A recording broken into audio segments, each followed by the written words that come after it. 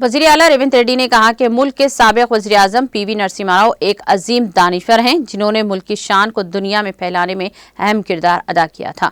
साबिक़ वज़ीर-ए-आज़म पीवी नरसिम्हा राव की बरसी के मौके पर रेवंत रेड्डी ने नेकलेस रोड पर वाक़ पीवी घाट पर इन्हें खिराज अक़ीदत पेश किया।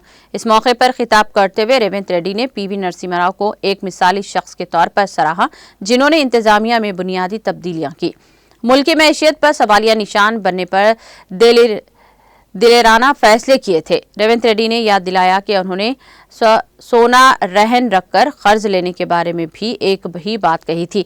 उन्होंने कहा था कि अगर कोई अक्लमंद शख्स अपनी आधी जायदाद को भी दे दे तो वो बाकी जायदाद को बचा लेगा। वज़ीर आला ने कहा कि पीवी नरसिम्हा राव वो शख्स हैं जिसने गरीबों को ज़मीन फराहम की है।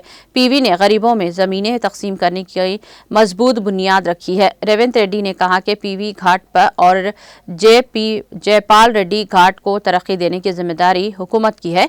उन्होंने कहा कि तेलंगाना हुकूमत पीवी के साख को बढ़ाने के लिए काम करेगी।